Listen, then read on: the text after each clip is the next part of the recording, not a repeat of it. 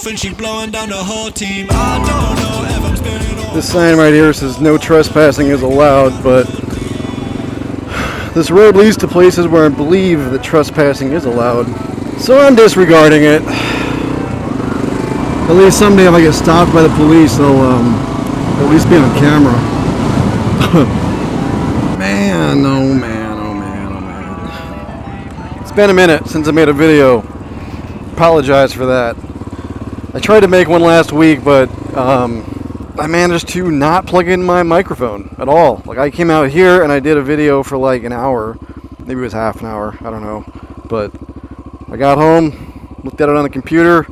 There was a bunch of wind noise, and I realized the entire thing was just audio from the external mic. It wasn't from the internal mic, and some people told me to do like a voiceover, but it's just way easier to come out and do another vlog.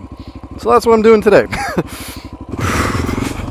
I got a topic for today, but before I get to that topic, I want to talk about the Blackstone oil test I did, because I got those results back, and I haven't made a video to talk about it. I didn't know what to expect, because I've always been told the Shell Rotella is like cheap oil and it's probably not good oil, and there's always been, at least on like the little forum groups and Facebook groups that I've been a part of, it always seems like Shell Rotella motor oil is frowned upon by these purist motorcycle guys. But all I've ever used is Shell Rotella, and I usually use heavier 20W40 weight oil. So last time I changed the oil, I took a sample of it and I sent it to this company called Blackstone, who does oil analysis. Their response basically told me that my oil is like perfect. My engine looks better than the universal standard.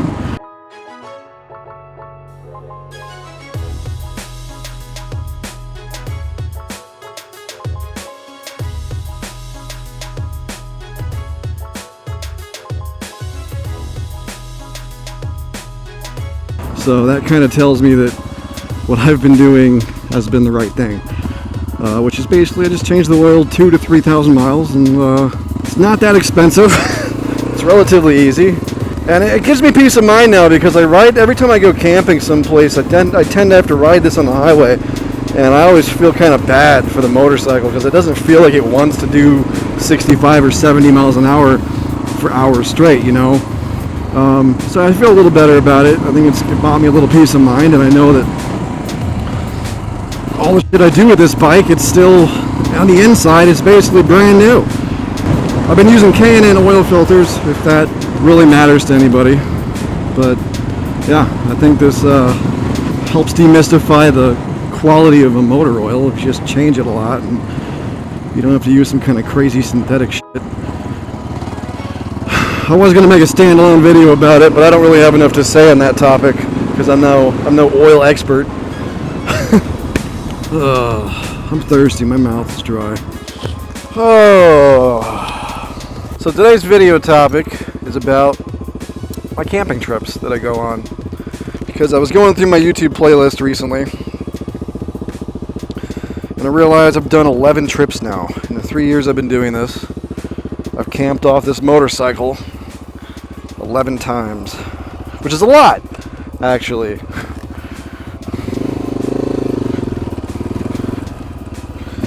And it got me thinking about like what were the best trips and what were the worst trips, because I've definitely enjoyed some and I've definitely regretted some. And just like how I've improved, because when I first started doing this, I had a backpacking backpack filled with all my stuff, and I just like bungeed and ratchet strapped that to the rack on my motorcycle, and it was super ghetto, and it was super unstable too. Like I mean, that thing fell off of the motorcycle. Well, it really fell off once, because after that I found a new way to attach it, but it was really a wreck. And then I got this Wolfman duffel bag, and I got the side bags, and just like the whole situation improved quite a bit. And I started really refining my methods of packing stuff on the bike and taking it out and going camping with it. And I'm really happy with what I've got now. I haven't felt the need to change it in a while. Yeah, the first trip I ever did was out to Sedona. I thought that would be a cool, pretty place to camp, and it kind of was. But the whole thing was really kind of an experiment, too.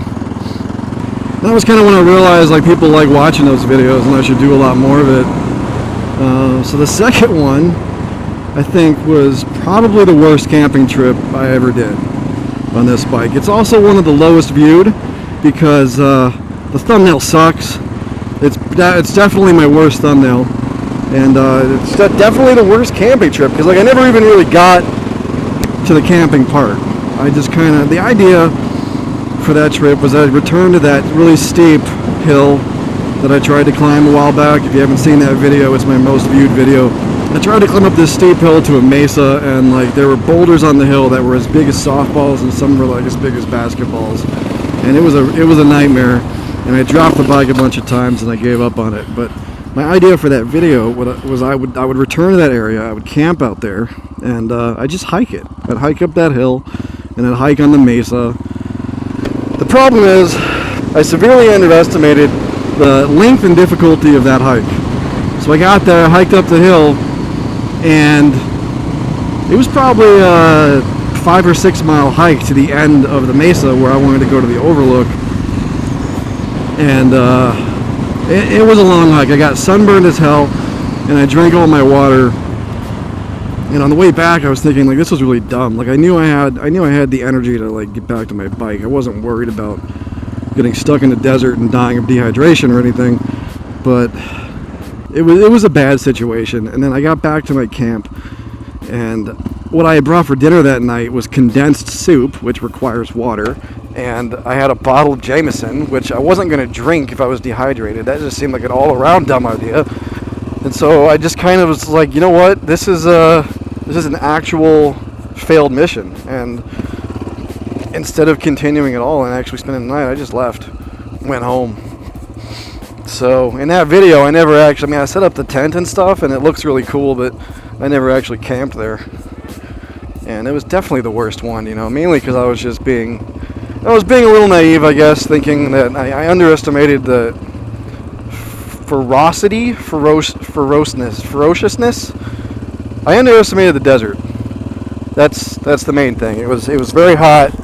I was being very dumb, and like even back on my bike, I didn't have extra water, and I didn't think I'd be drinking at all, And if it had been cooler outside, I probably wouldn't have drank at all. But anyway, that is the worst trip I went on, and if you want to view it, go back to my camping playlist. It's like the second trip I did. Lately I've been sleeping all day. I want to stay in bed, but I just woke up to the rain. If my grandmother could see me, Oh my god, like visual distance is reduced by a lot. I really want to go outside. It's 4 o'clock, I'm going to be drunk by 5. Guarantee it. Probably my favorite trip I ever went on was the first time I went to the Sierra Anca Wilderness. I think maybe because that trip was just an all-around success. It was a really cool environment to camp in. It was a really fun ride. I had a really cool spot, and yeah, it was just badass, And then overnight, I heard something sniffing my tent. That was a cool experience. Although in retrospect, and I hate to demystify what made that video kind of cool, I think what I heard was actually my rainfly being like rubbing on my tent. I don't know. I think like in the middle of the night, I was half asleep and I heard it like flapping, and I think I misinterpreted what I was hearing. But in any case, it was fun, and it was just a great ride. It was a great ride. It was great scenery. I liked being up there in the pine trees. It's like, I think it's one of my favorite environments just in the state, which is a little ironic considering Arizona is known for desert. But it was just a great trip, and then that one performed really, really well, and it helped grow this channel considerably. Actually, that's when I realized like I was probably onto something that people liked watching, because that video, the video did really well. That gate's open today. Oh, somebody crashed through it, looks like. Yeah, last time I was out here, that gate was shut. But I'm not going to go through it today. See, I think that was my favorite trip, but then after that, I didn't get back to the desert for a while. mainly because it was summertime and stuff, and shit, they have gone the dumb way.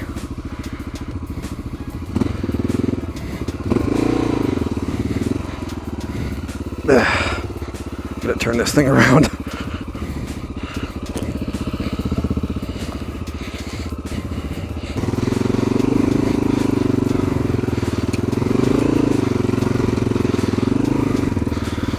This is where I wanted to go. Alright. What was I saying? Went to Schnebley Hill. That was another cool forest camping trip. Had some bad thumbnails. Sometimes that happens. I'm not good enough at that yet. But I think my most recent favorite place was the video with the thumbnail called Lost Woods. I don't actually know what that property, that area of the forest was called. I think it's in the Coconino National Forest, but that area was awesome. Like, I cut out more in that video than I've ever cut from a video before, because I just rambled for so long. Like, I was riding through the woods in there, and it's just like a maze. It's an awesome little maze of pine trees, and it just goes on for miles and miles and miles. Like, you could easily go in there, find a camp spot, and no one, we'll never see another car. Like, no one will come by and see you. And it's like the perfect place to go off the trail and like camp in the bushes, you know, which is like, I think the ideal way to camp, if, you know, for most of us that are into like rustic, rough camping and not like campground stuff, you know, it's like if you want to get off the map and really go camp, it's like being able to get off of a trail and go into the real actual forest is like your dream come true, you know, for most of us. In that area, you could definitely do that. Now, I've had some people complain to me, like, when they see me do that, they complain to me that, like, you're supposed to stay on the trail because it damages the environment and this and that, and I totally 100% agree with you.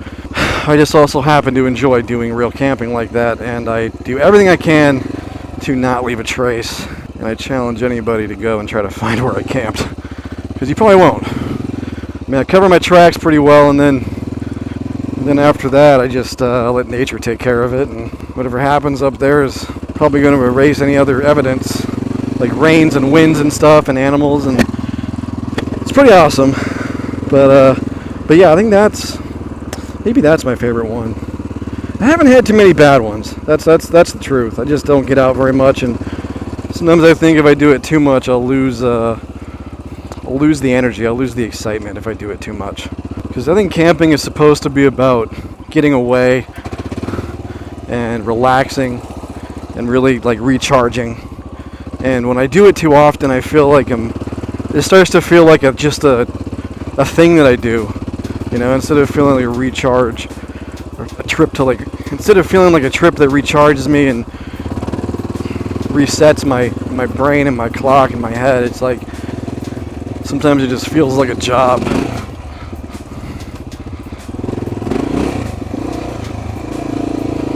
I still like doing it. I still like making videos, man. It's all good. It's all good in the hood. I don't know when I'm going to go camping next, though. I got to set aside a weekend for it. This weekend I'm going to work on my truck. I got my wheels and tires and suspension. I got all the parts I need. So we're going to film that this weekend, and hopefully that turns out pretty cool. I don't know how we're going to do it, but when you're watching this, I'll be wrenching on something. But yeah, last time I camped, I tried something new, actually. I tried cooking, like real vegetables and stuff, and I think that's something I want to try to turn into a regular segment of the camping videos, because it's something I think everybody does. Everyone goes out camping, and you need to cook something. You know, it's part of the trip, and it's part of the fun of the trip. And initially, when I started making these videos, I wanted to avoid it. I didn't want to cook stuff on camera, because I got tired of watching camping videos where like guys would spend 20 minutes showing you how they made something. You know, I always thought it was a boring part of the video. But the reality is it's a kind of a necessary part of the video. So what I want to do is do it, but try to do it in a way that's more, I just honked my horn. I want to do it in a way that's more entertaining, and it doesn't drag on as much, because I just don't want to do a video that's, you know, I don't want people to get bored watching me make food.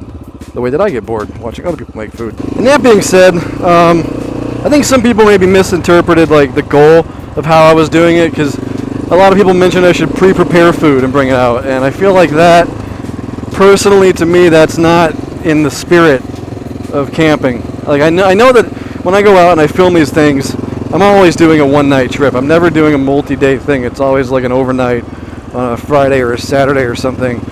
But I like to plan them as if they could be more sustainable, as if it's something I could do for multiple days on end, or maybe even if it's like as if it's something I could do long term, like something you could do to live on your bike. Like if you're out there in the field and you want to eat fresh food, how can you do it?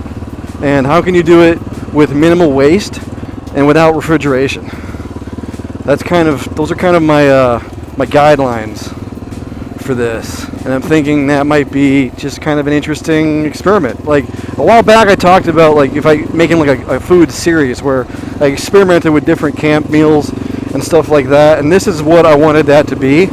But instead of doing it as a little separate video section, I'm just going to incorporate it into the camping videos and give the camping videos more substance by including something like that's going to be new and interesting every time. That way I don't have to waste quality vlog topics out there that I could be doing on little weeknight trips like this. Yeah, so that's the thing. And then, people mentioned like, they bring meat because it can't be refrigerated, so you have to eat it relatively soon after you buy it, which is fine. You can stop at a grocery store and you can buy meat. But then there's the issue of like, I don't know if you can buy single serving quantities of meat in a grocery store. And I need a single serving quantity of meat. Like if you're by yourself, you don't need a lot of food. And I definitely don't need like a pound of hamburger. So I want to try to make steaks. You can easily purchase steaks and go back to your campsite and cook one. That's pretty simple. So I want to do that, and I think I want to experiment with ways to do that. Maybe in a foil dinner. Oh, there's a dog after me. Maybe like a foil wrap like I did before, or maybe cooking it like over a fire on a stone or something. Just interesting stuff. And yeah, I just want to keep it in those same restrictions of whatever it is. It has to be something I could potentially buy while on the road, and then fully prepare it at my campsite. She's having fun. But yeah, you can look forward to that, and I'll be doing some camping shit soon. It's getting a little hot out here, so I don't know if I'll be doing it in a desert. I guess I might try one more desert camping trip and try to bear the heat. It's like 95 out here right now. It's the thing about Arizona that nobody will tell you is that like it's hot most of the year. People act like it's only hot for 6 months. It's above 85 degrees for probably 8 or 9 months of the year. And I don't know about most people, but I don't like to camp when it's that hot. I prefer to camp when it's kind of chilly. I'm gonna get out of here. Come back here next week and watch me work on my truck. I've been wanting to make videos with that truck for a while. I just don't really know how, because to make a cool video with it, someone's got to film it from the outside, and I can't film it because I'll be driving it. So if nothing else, we're just gonna film working on it, and eventually I'll figure something out. Appreciate everyone watching these videos, and I appreciate you coming back and watching this one. And if you want to be alerted for this stuff, all you gotta do is click that little bell icon below the video, and you can change it to alert you every upload or some uploads. I think it depends. I think it depends on how many times you click it. The setting changes. And I've lost some weight trying to chase all those negative thoughts away. Running out of money, running low on steam. One more time, I pray to God that I